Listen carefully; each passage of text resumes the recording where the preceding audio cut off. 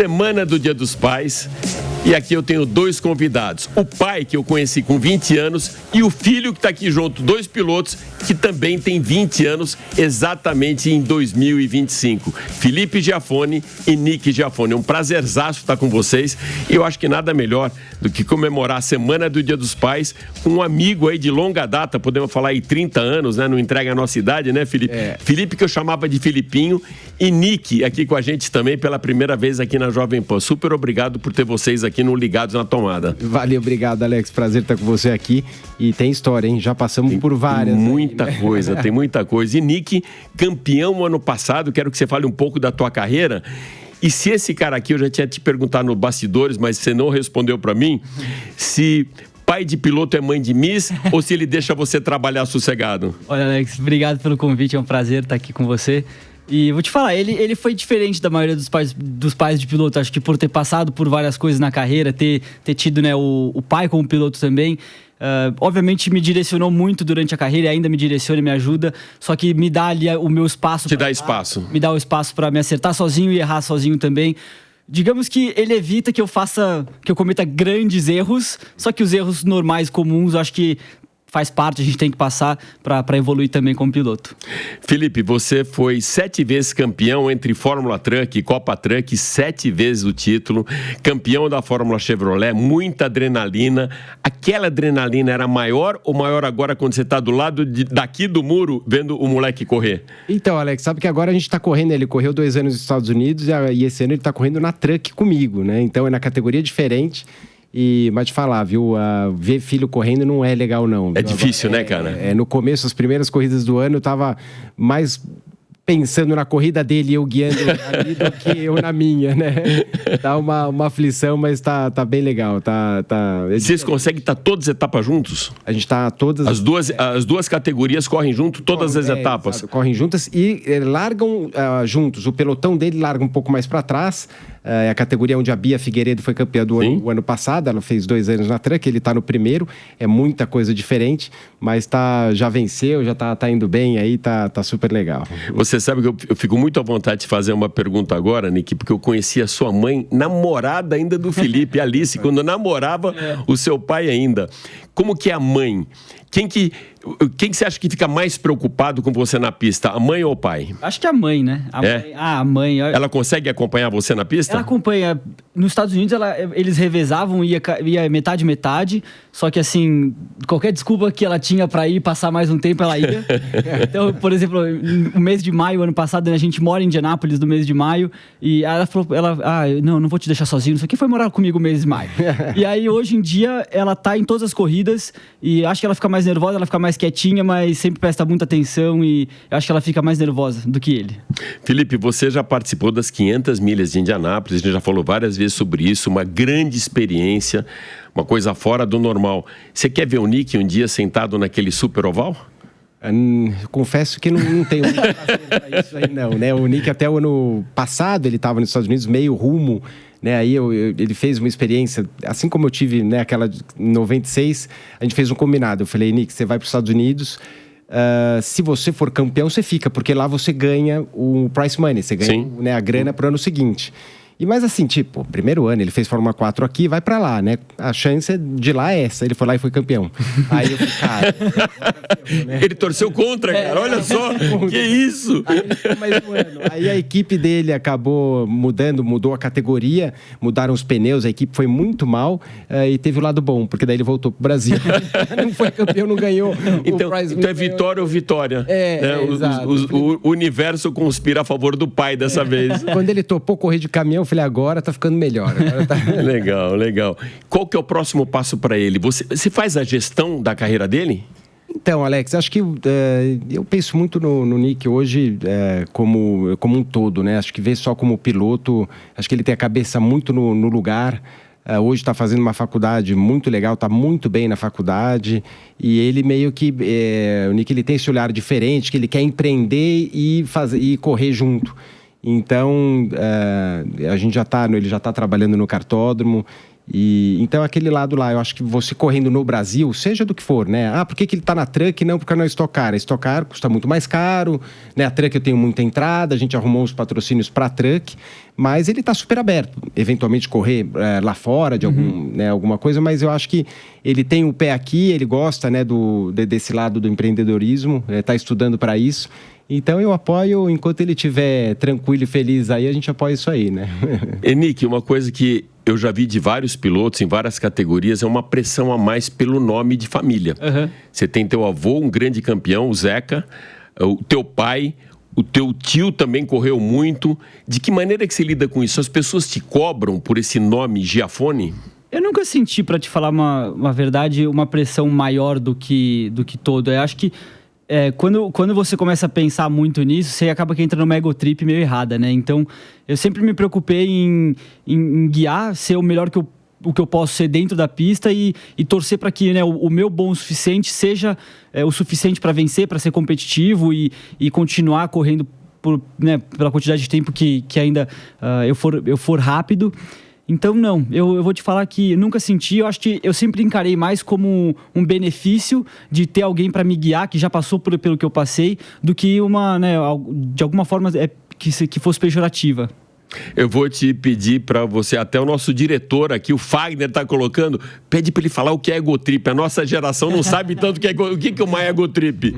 No fundo, né, eu acho que é muito fácil, na situação que eu tô, né, um pai que tá no mundo do automobilismo há muitos anos, meu avô que tá no mundo do automobilismo há muitos anos, me sentir meio que empoderado pelo meu nome e entrar num estilo mental onde uma arrogância de superioridade pelo meu sobrenome, eu acho que nunca nem passou pela minha cabeça isso. Eu sou um piloto como qualquer outro.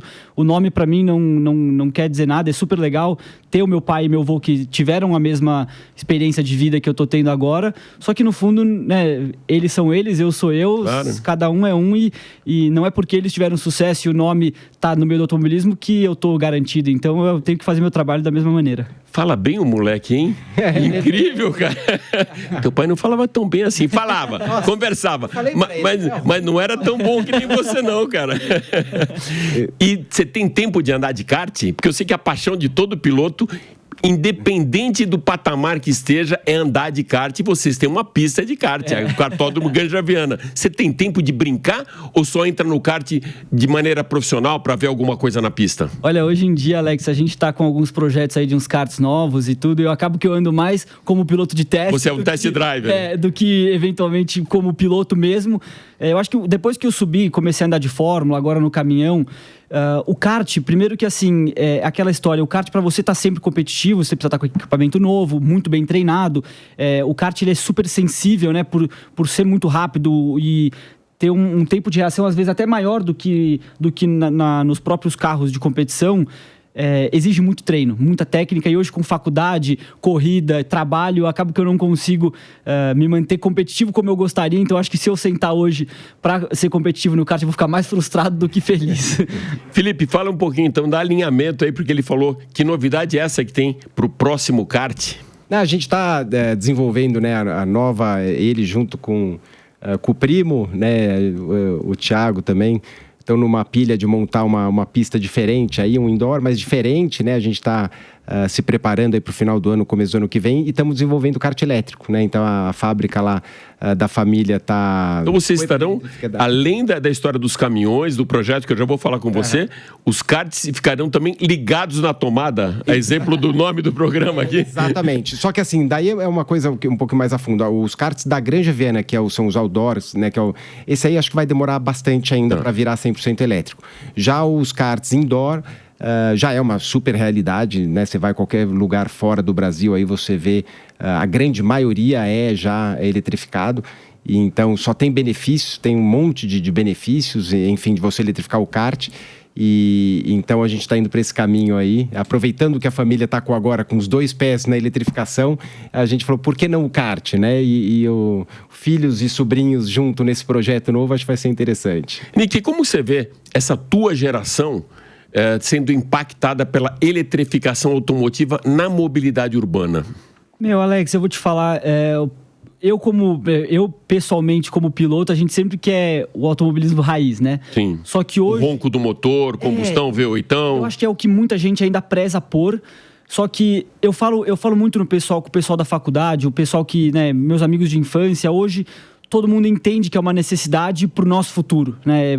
Todo mundo entende o impacto dos carros a combustão, da queima de combustível, e a gente entende que a eletrificação é um passo super positivo daqui para frente.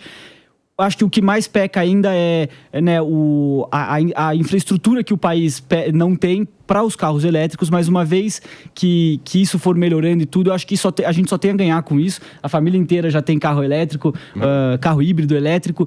Tô quase pegando o meu agora, para ser algum desses. Só que eu acho que só temos a ganhar. Só temos a ganhar. Que legal. Felipe, vocês deram uma virada de chave, mas entregaram um grande cartão de visita em motorsports aqui no Brasil, construindo os carros da Stock Car. E hoje tem um novo projeto. Eu tive o prazer de te visitar, acho que faz uns 2 anos, lá na Granja mesmo, no complexo que vocês estavam criando. Era uma coisa ainda meio incipiente, 2 ou 3 anos de eletrificação, mas de veículos comerciais. Como que está essa história? Então, Alex, a gente ficou dentro da parte lá fabricando os carros da Stock Car aí por mais de, acho que 25 anos. Todos os anos que eu fiquei fora, né, nos Estados Unidos, meu irmão que ficava à frente, hoje continua sendo ele, eu fico mais na parte dos karts, ele fica mais na parte da fábrica. A gente foi comprado pelos atuais donos, né, da Stock Car, que é o pai do Gabriel Bortoleto. Sim, sim.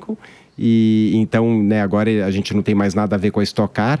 E nesse inteirinho aí, a gente fez um carro, né? Meu irmão fez um carro híbrido na época para o Rally dos Sertões, foi para um UTV, né? Um UTV. Eu lembro disso. E aí a gente fez um caminhão, né? O Gale caminhão, 2 anos atrás, foi o primeiro caminhão híbrido do mundo de pista fechada. Foi uma parceria nossa com a Volkswagen, a parte toda de software a Volkswagen fez. E o hardware, né, toda a parte de bateria a gente fez e foi super legal, né?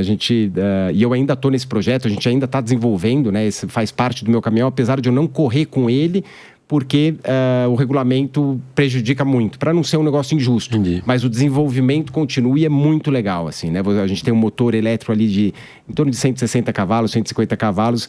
Você dá um push lá, ele empurra, então nos treinos tá sendo muito legal. Isso na competição. Isso na competição. E fora dela, a gente começou com caminhões, agora ônibus. Só que assim, o caminho ainda é muito complicado, porque a gente jamais quer bater de frente com uma montadora, não faz sentido, né? A gente quer entrar aonde os grandes não entram. Então, assim, eletrificação de carreta, por exemplo, algum tipo ou modelo de ônibus ou de caminhão que as montadoras não têm, porque são quantidades pequenas, esses aí a gente está eletrificando. Então, no começo já tem bastante caminhão na rua aí e testando. Então, acho que está sendo um projeto bem bacana de acompanhar, mas são projetos mais, não de produções em massa aí, né? São mais projetos menores. Assim, mais pontuais. Carreta, que é muito legal, que você eletrifica a carreta para ajudar o caminhão ou para desatolar aonde eles estão. Então tem bastante projeto bacana aí. Legal. Sabe, Nick, eu tive a oportunidade de testar um carro. Seu pai sempre abriu as portas do cartódromo para mim. E eu estava com o Audi R8. E eu cheguei para testar o carro na pista. O Felipe, quando viu, falou, não, peraí, posso andar? Eu falei, não, então faz diferente. E fez aqui para Jovem Pan. Então você vai andar no carro e eu vou estar do teu lado. Cara, que arrependimento, cara. Prefiro tirar foto de fora. Cara, aí eu fiquei um tempo do lado dele, depois fiz umas passagens e passando no carro. É muito complicado, não sei se você já passou por isso. Como piloto, não, mas ao lado de um piloto na pista. E aquele dia não foi brincadeira, até porque eu não sou piloto, né?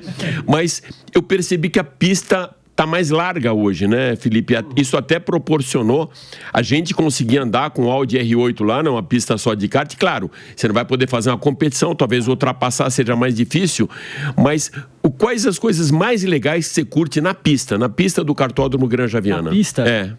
Eu acho que uma coisa que a gente tem lá, que é muito diferente das outras pistas que eu corri no Brasil, é uma elevação, né? Você sobe e desce o tempo inteiro. Eu lembro até hoje, quando eu era cadete, chegou um pai de piloto ali, ele falou... Essa aqui não é a pista que meu filho vai correr. Ele viu um mergulho lá descendo, ele falou, não. Então, eu acho que é muito diferente de pistas como Interlagos, ou até mesmo Birigui, que eu corri, ou Velopark, que são pistas mais planas. Lá a gente sobe e desce o tempo inteiro e machuca um pouco as costelas, mas dá casca, né? Faz casca. E é legal, mas é muito legal. E lá fora, quais as pistas legais que você as reputa assim, puta, essa aqui eu gosto de andar? Olha... De carro de corrida? Sim, sim. Gostei muito de andar em Barber Motorsport, que é lá no Alabama. Uma pista assim, acho que é a pista mais linda que eu já vi, um museu gigantesco, linda de morrer. Mid-Ohio, uma pista sensacional também. Eu gostava Sobe, muito desce também. Pra caramba, o tempo inteiro. Você chegou a andar em Elkhart Lake? Andei em Road America. Laguna Seca? Laguna Seca não andei. Cara, não andei. essa precisa andar, né, Felipe? Essa era legal. E o ovalzinho, aquele mini oval de Lucas Oil em Indianápolis, Sim. foi também uma experiência super legal. Minha única experiência em oval que eu tive também foi muito top. Que legal. E você, Felipe, qual que era a tua pista predileta daquela época que a gente estava junto ali? Porque eu lembro, o Nick falou de Elkhart Lake, eu sei que era uma das prediletas dos pilotos, e Laguna Seca, eu lembro que era muito desafiadora, principalmente por conta do corkscrew, né? Do saca-rolha. Laguna, eu gostava até de dar uma pancada lá. Que... Eu lembro daquela, antes do corkscrew ali de 90 graus, mas eu dei uma paulada lá, que eu lembro dela até hoje, viu? Daí eu comecei a não gostar muito mais dela depois.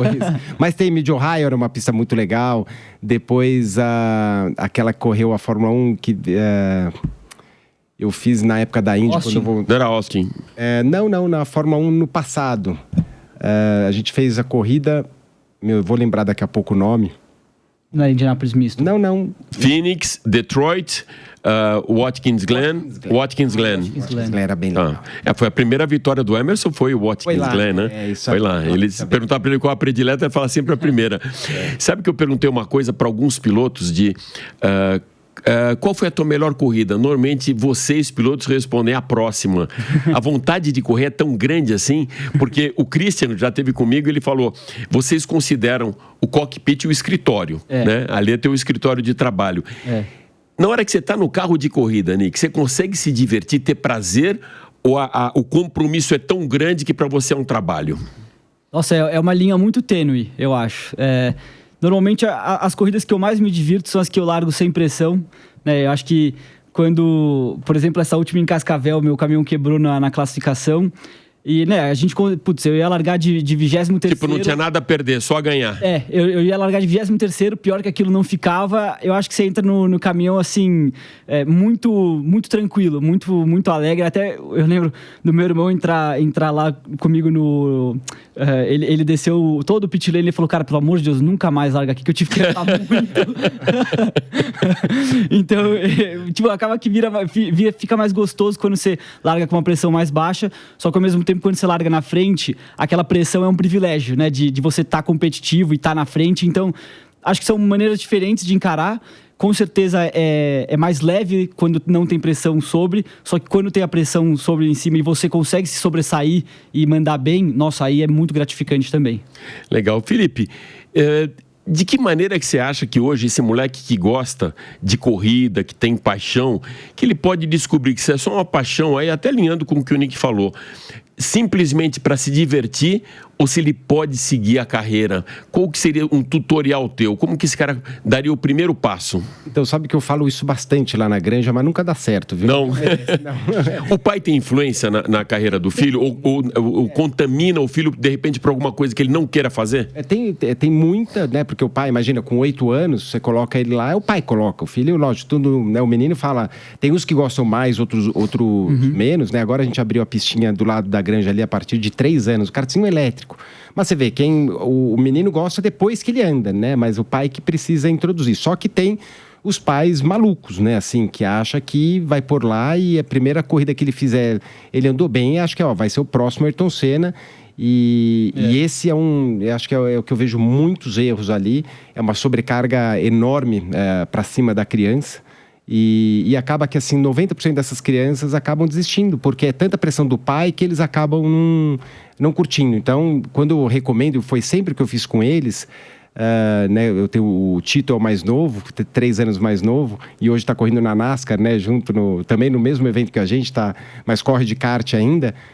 Usa como, né, você tem o hipismo, você tem o futebol, cada um gosta de uma modalidade, e o kart era mais uma para eles, né? Então era uma vez por semana treina de kart. E não tinha essa loucura de ficar fazendo um monte de campeonato.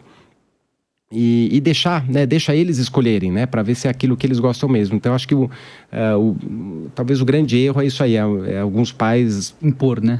Impor e criar aquela pressão na frente do filho. Transferir aquele anseio que ele tinha, e né? às vezes daí você vê e a criança fala que gosta, mas algumas gostam muito, só que algumas também gostam para agradar o pai. E aí aquele negócio, eu sempre falei para eles, gente, se vocês pararem de correr, para mim, assim, do lado é ótimo, que é uma preocupação a menos, né? Assim, uma preocupação grande a menos. Então não tem problema nenhum. Fica tranquilo. Tudo certo, né? Então, mas a minha tática não deu certo, porque os dois estão correndo.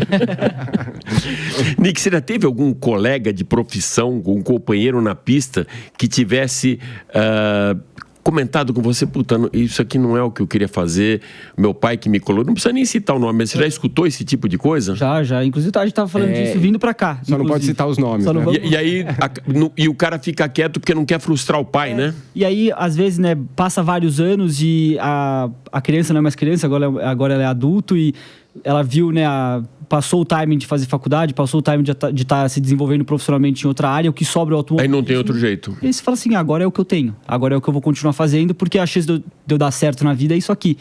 E aí você vê, né, às vezes até pode jogar um pouco a favor, que você, por não amar tanto, é uma pressão a menos, né, você não se cobra tanto por aquilo e às vezes pode jogar a favor, mas ao mesmo tempo é super complicado, porque você vai viver eternamente no e se eu tivesse feito algo diferente, e se eu tivesse parado mais cedo, e se eu tivesse confrontado meu pai, do que seria de mim, né?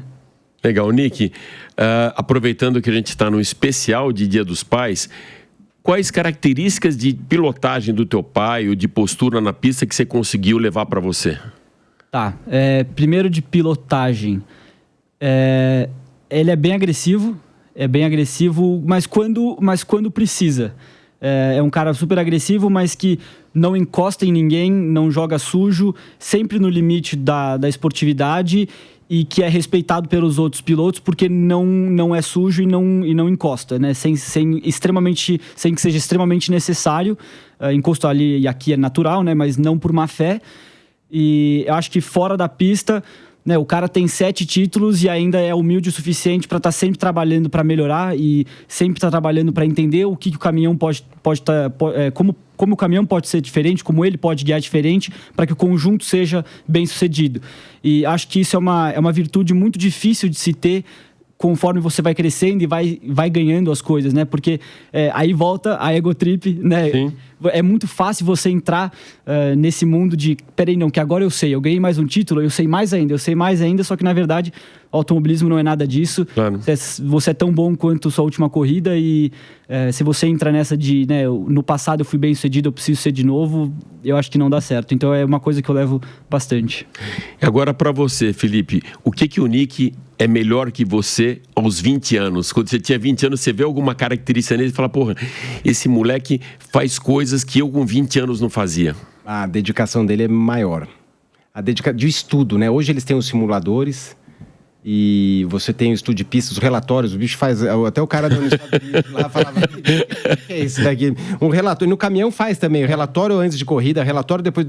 Eu acho que eu nem li tantas vezes um relatório, e ele faz o pré-corrida, pós-corrida, e curva a curva, e nessa dedicação...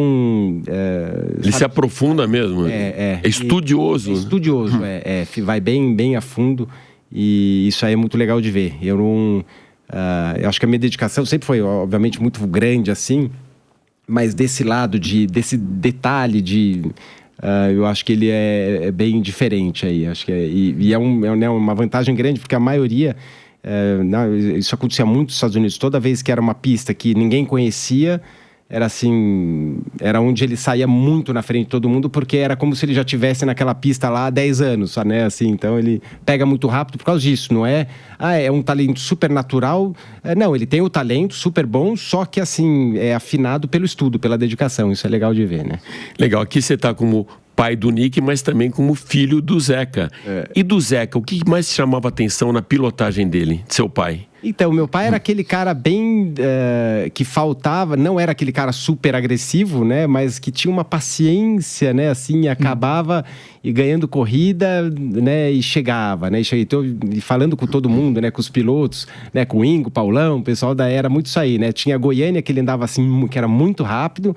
E as outras pistas era um cara que... Tanto que ganhou 5 vezes 1000 milhas. Acho que é o maior vencedor das 1000 milhas até hoje, né? Então é um cara extremamente paciente para guiar, assim, né? Para não quebrar o equipamento, para não bater, para chegar. E aí tava sempre nas bocadas ali, né? Nick, e você? Qual prova que você gostaria de fazer junto com seu pai? De competir junto, não uma temporada, mas de repente uma especial, como a gente tem Le Mans, que dá para correr, ou a prova do 1 milhão, que de repente, não sei se ainda tem ou não, aquela história de revezamento, de ter 2 pilotos. Tem uma prova que você gostaria de estar junto, lado a lado com seu pai? Essa é fácil, é 24 horas de Daytona. Olha só! Aí podem pegar dicas com o Christian, né? Amigo de você. O Christian andou muito bem em Daytona, né? É verdade. Essa aí eu fiz uma vez de Porsche com o Rubinho e com o Tony, mas quebrou no meio do caminho ali. Mas seria legal, hein? É a única prova que eu... Você já andou em Daytona? Nunca andei em Daytona, mas é assim, eu gosto bastante né, dessas provas assim. A única posse que eu nunca vou comprar na minha vida porque eu quero ganhar é o relógio que se ganha quando ganha a prova. O Daytona. Que vem com uma inscrição atrás. Exatamente. Não sei se o Christian tem 2 ou 3, mas ele todas as vezes ganhou aquele relógio em Daytona. Que legal. Aonde as pessoas te encontram, Nick? Na rede social? Ou, de repente, saber um pouco mais do teu trabalho? @Nicolas Giafone no Instagram. Giafone com 2 Fs, né? Giafone com 2 Fs e E no final. Ou www.nicolasgiafone.com. E você, Filipinho? Ninguém vai entender, porra, que é isso? Ele tá falando com o filho ou não? Felipe, onde que as pessoas te encontram? Não só se você tem uma página... Claro, hoje até como comentarista de Fórmula 1, deve equilibrar como piloto e deve ter uma audiência muito grande, mas também do teu lado profissional. Então, Alex, o meu Instagram, acho que é o único que eu mexo mais ali, né? Que é o Felipe Giafone. E no cartódromo da Granja Viana. Estamos sempre lá. Estamos sempre lá. Então, para finalizar, você sempre teve o Marcelo Hirsch cuidando da tua carreira. Hoje, você é o Marcelo Hirsch do Nick ou tem alguma outra pessoa? Não, eu diria que o Marcos Haddad, né? A gente tem uma pessoa que trabalha com a gente nessa parte de patrocínios, né? E tudo para ajudar, porque né, hoje para colocar todo mundo para correr, aí você precisa ter uma pessoa dedicada. O Marcelo hoje... É família, né, cara? Tá no cartódromo, ajudando a gente lá. E então a correria não pode parar, né? Legal de estar correndo e trabalhando com eles aí. Cara, muito legal. E para mim, assim, de coração, um momento muito especial. Porque eu conheci esse cara com a tua idade e hoje estão vocês dois aqui. Pai, como eu te falei, conheci a Alice quando namorava também o seu pai. Então, para mim, essa história tem assim, um mote muito mais do que simplesmente fazer um programa com 2 pilotos. Super obrigado. E tenha sido aí um super dia dos pais para vocês, para o seu pai também, para a família, para o seu nome. O nome do seu pai eu descobri há algum tempo... José do Patrocínio, alguma coisa assim, que eu acho que pouca gente sabe, não é isso? É José Próspero Giafone. Próspero. Próspero Giafone. Patrocínio já é alinhamento de campanha para que você tenha muito patrocínio. Obrigado, gente. Obrigado, Alex. Um abração. Valeu, Nick. Valeu. Obrigado.